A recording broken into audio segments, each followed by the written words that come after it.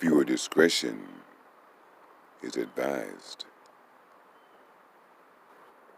Joshua Brown, the key witness for the prosecution, was murdered, shot in the chest and in the mouth. If you know anything about Dallas, when Joshua Brown was assassinated, it came to me as no surprise. When Joshua was on the witness stand, he just appeared to be too nervous. I understand the seriousness of this case, but he just appeared to be too nervous. Maybe there was someone in the courtroom who had threatened his life. When President Kennedy was killed in Dallas, I was looking through some of those old conspiracy photos, and in one of those photos, in the background, you saw what appeared to be a police officer shooting at President Kennedy. So there's a lot of things that goes on in Dallas. Dallas is like a Confederate state of its own. And Dallas is a very racist place to live. And when I saw all of the steps that they were willing to take in order to get Amber Geiger off, you knew murder would be one of the next steps. This young lady who goes by the name of Bunny, she was one of the witnesses, but she didn't appear in the trial. Maybe they didn't want her testimony. She said that she was receiving death threats. So if Miss Bunny was receiving death threats and Joshua Brown ends up being assassinated, is it far-fetched to conceive that the Jean family was threatened as well? To give one of the reasons why Botham Jean's little brother Brant seemed so nervous on the stand and was so adamant about giving Miss Geiger, whom had murdered his brother, a hug. Even the father showed some sympathy toward Miss Geiger and forgot all about the crime that was committed against his son. This is a beautiful young lady, and I am praying that God will protect her through all of this. Joshua Brown, he was a courageous person because I'm quite sure he knew that he was putting his life on the line by testifying. People that live in Dallas, if they will be honest with you and tell you, yes, the police in Dallas, Texas ain't no joke because they have this protection like most police officers have. But it's stronger in Dallas, and they will kill you if you get in the way of what they are trying to do in Dallas. And I'm ashamed that the black leaders that we have, the ones who have been placed up as leaders anyway, are always silent on these matters. And always it is the people who has to somehow muster up some type of fight to combat what is happening to us and not to the leaders and politicians. As I said, there was just too much shucking and jiving and butt kissing going on in that courtroom when they brought the Texas Ranger, a black man, who's saying, well, I don't think that she should be charged. That was a setup. When they brought in that lady who's supposed to have been some former drug user that Amber Geiger supposedly had saved. I'm like, man, these people will not stop. They will go to any lengths to win. And we all know a crackhead will say any damn thing for $10. And why is this one crackhead's testimony so important? What about other people who encountered Miss Geiger? Other people she has arrested? What would they say? What is their testimony? How do they feel about the character of Amber Geiger? A lot of questions has been floating through my mind as to who are the Jeans.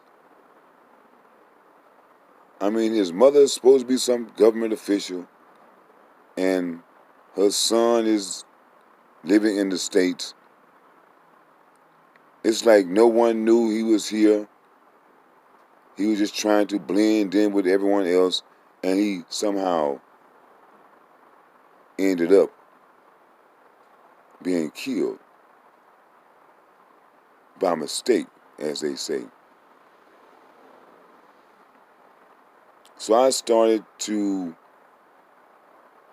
look into the family of the Jeans. Who is Allison Jean? Who is her husband? What are they all about? Are they wealthy? Do they have money? What is it about them that would make someone in this government resort to killing and threatening to get them to do something?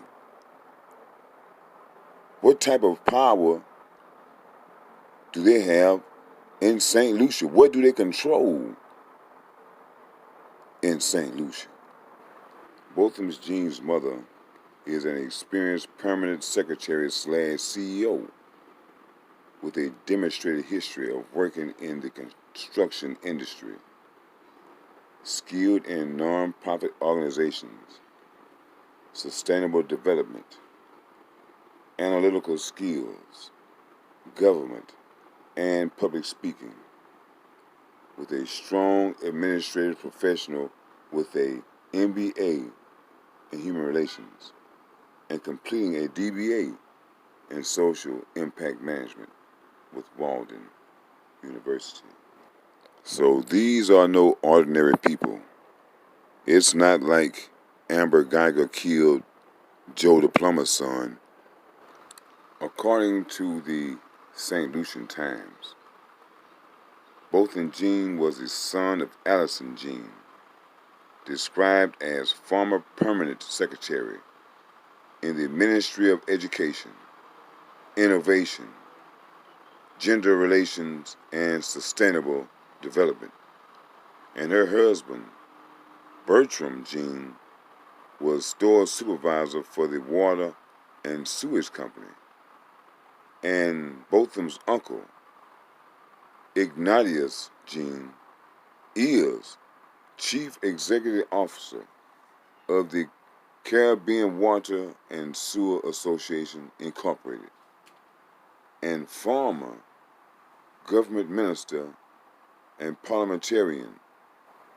So Botham Jean was just not some ordinary guy over here in America just living. And with the position that his relatives held in his country, what were they trying to get the Jeans to do?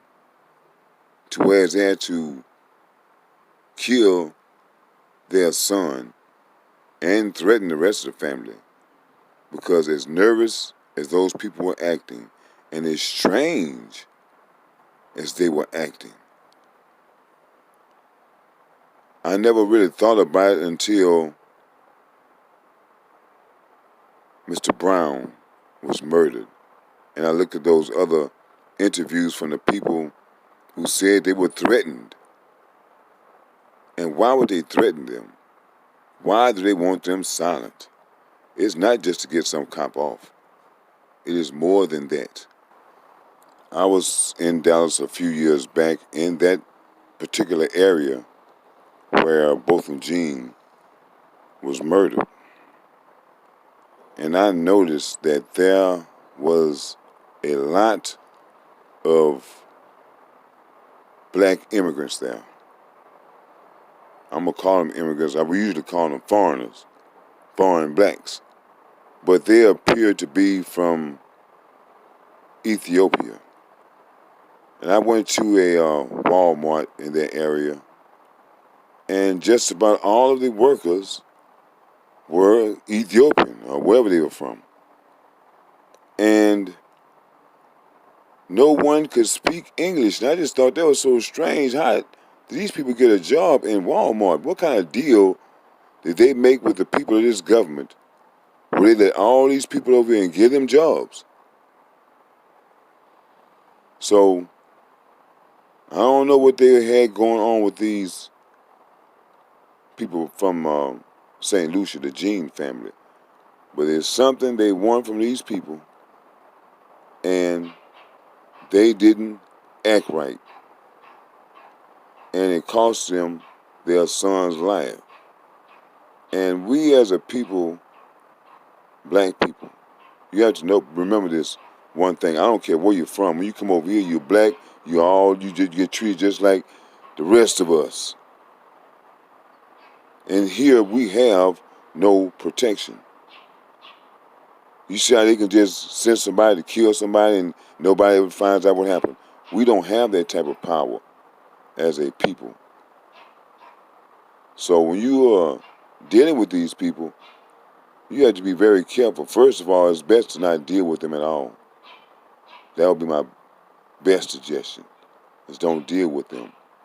But if you do, you better be prepared for whatever, because there's no telling where your dealings might end up.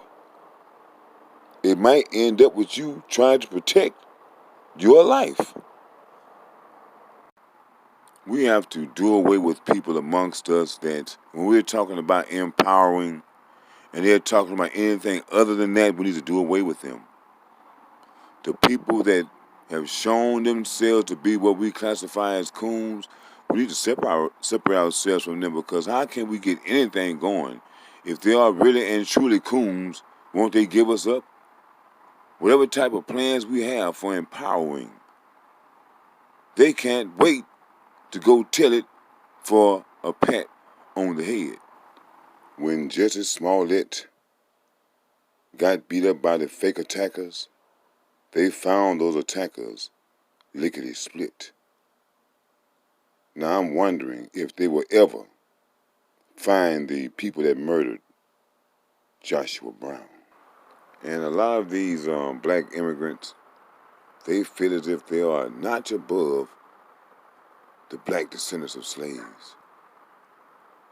But every day you hear, you are slowly finding out that in the eyes of the people that run this country, you ain't no more than a nigger.